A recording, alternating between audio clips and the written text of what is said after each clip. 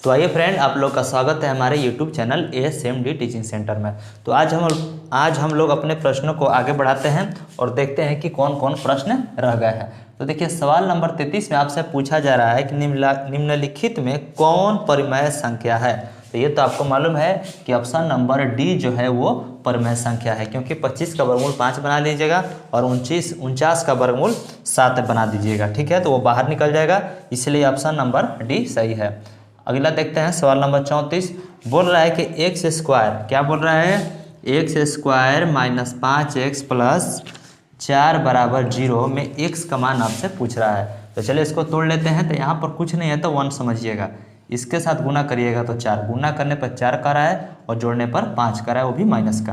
तो आप इसको ऐसे लिखिएगा, ठीक है। तो यहाँ पर जोड़ने पर कितना बोल रहा है, तो 5 बोल रहा है। तो देखिए, अगर आप इन दोनों को जोड़िएगा तो माइनस के 5 मिलेगा, ठीक है। तो ये हो गया, गुना कर देंगे तो 4 मिल जाएगा, क्योंकि एक में हम 4 से गुना करेंगे 4 होता है, 4 में 1 जोड़ेंगे तो 5 हो जाता है, ठीक है। अब इन दोनों में से कॉमन ले लेंगे तो x कॉमन हो जाएगा, x माइनस 1 हो जाएगा। अब इसी डब्बा को यहाँ पर रख दीजिए। अब देखिए, यहाँ पर -4 कॉमन आएगा। देखिए 4 इसमें भी है और 4 इसमें भी, तो 4 को बाहर निकालिएगा। तो जब यहाँ माइनस रहेगा तो ये भी चेंज हो जाएगा। देखिए चेंज हो गया, ठीक है। अब हम क्या करेंगे, ये 0 है तो 0 को पकड़कर चलेंगे। अब देखिए, जो बाहर खड़ा है उसको आपको एक ब्रैकेट में लेना है और जो अंदर में है वो 2 बॉक्स को हमको एक बॉक्स में करना है, ठीक है। इसके बाद देखिए, -4 बराबर 0 लिखेंगे और x माइनस 1 बराबर भी 0 लिखेंगे। मतलब इसके साथ 0 लिखेंगे और इसके साथ 0 लिखेंगे, 2 डब्बा बन जाएगा। इसके बाद देखिए, x बराबर 4 और इसमें x बराबर 1 आया। तो पूछ रहा है कि कौन आंसर सही है। तो देखिए, यहाँ पर आपका ऑप्शन नंबर ए सही हो जाएगा, क्योंकि पूर्णांक संख्या हमको प्राप्त हुआ है। पूर्णांक संख्या मतलब होता है या तो आंसर प्लस में आना चाहिए और नहीं तो माइनस में आना चाहिए। तो देखिए, प्लस में ही आया है, ठीक है। अगला सवाल देखते हैं, सवाल नंबर 35। तो सवाल नंबर 35 में आपसे पूछ रहा है कि 3√3 कौन संख्या है, परिमेय है कि अपरिमेय है। तो देखिए, यहाँ पर आपको नजर आ रहा है कि जो √3 है वही अपरिमेय होता है, तो इसलिए पूरा संख्या क्या हो जाएगा, अपरिमेय हो जाएगा, इसलिए ऑप्शन नंबर बी सही है। अगला सवाल देखते हैं, सवाल नंबर 36 में कि 6/15 का दशमलव प्रसार क्या होगा। तो सबसे पहले इसको कैंसिल कर लीजिए। तो 2 से तो कटेगा नहीं, 3 से, तो 3 दूनी के 6 और 3 पचे 15, ठीक है। तो 2 बटा में 5 आ गया, ठीक है।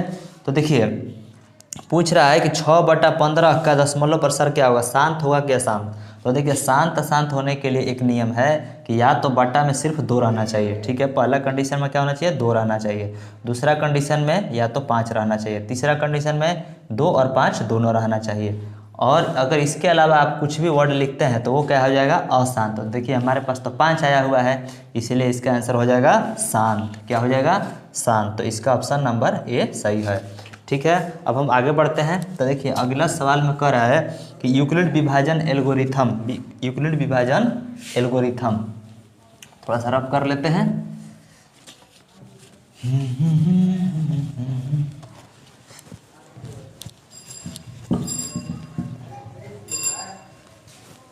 पूछ रहा है कि यूक्लिड विभाजन एल्गोरिथम 2 धनात्मक पूर्णांकों के निम्नलिखित में से किसे प्रकलित करने की तकनीक है। मतलब सीधा सवाल पूछ रहा है कि यूक्लिड विभाजन से हम क्या निकालते हैं, मसा की लसा। तो आपको मालूम है क्या निकालते हैं, मसा निकालते हैं, इसलिए इसका आंसर हो जाएगा बी, ठीक है।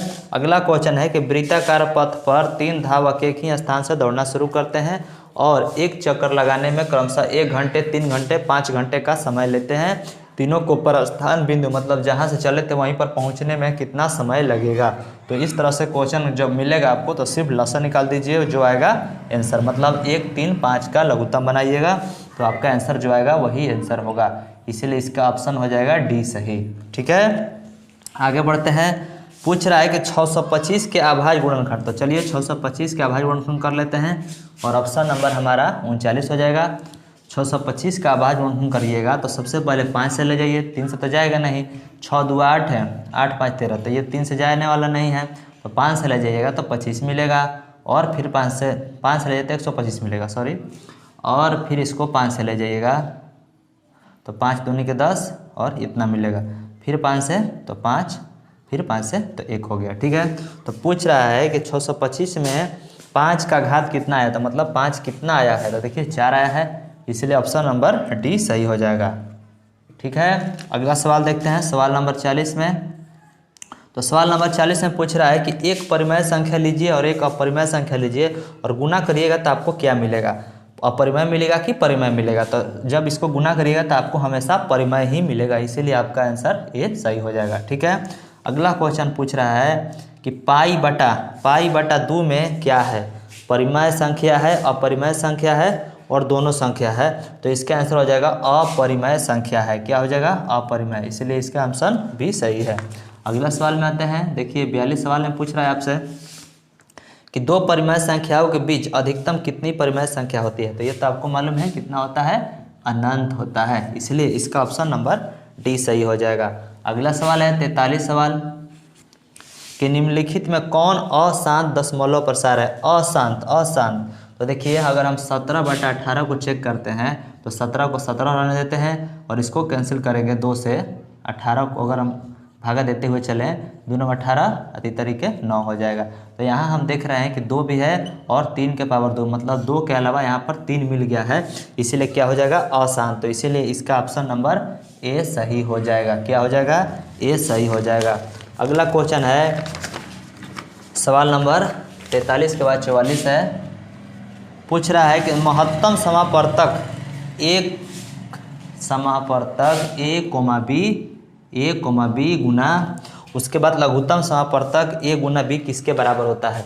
तो आपको फार्मूला मालूम होगा कि पहली संख्या गुने दूसरी संख्या बराबर एलसीएम गुने एचसीएफ होता है, तो इसका आप बना सकते हैं। तो इसीलिए इसका फार्मूला आपको याद रखना है, पहली संख्या गुने दूसरी संख्या बराबर एलसीएम गुने एचसीएफ होगा।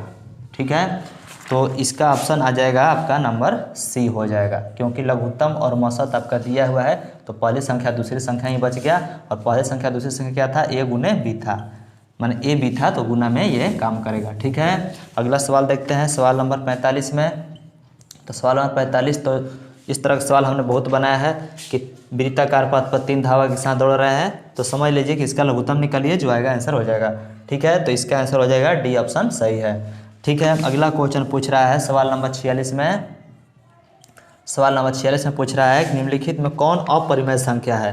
तो अपरिमेय संख्या है, तो देखिए पहला ऑप्शन में तो 64/36 है, तो 64 का 8 हो जाएगा, 36 का 6 हो जाएगा, तो ये तो परिमेय बनेगा। 81 का 9 हो जाता है, तो ये भी परिमेय है।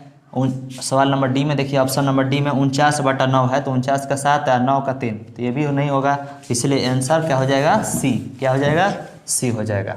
ठीक है, तो इस तरह से लेसन 1 का सब ऑब्जेक्टिव खत्म हो गया। अब इस तरह से अगर कोई भी आपसे प्रश्न पूछे एग्जाम में पूछा जाएगा तो आप उसको अच्छा से बना लीजिएगा। ठीक है, अब हम नेक्स्ट वीडियो में एक्सरसाइज 2 को कवर करेंगे, तब तक के इसको अच्छा से देखिए और अपने प्रैक्टिस जो आपने बुक खरीदा होगा उसको आप बनाते रहिएगा निरंतर, जब तक एग्जाम खत्म ना हो जाए। ठीक है, तब तक इसको नोट कीजिए।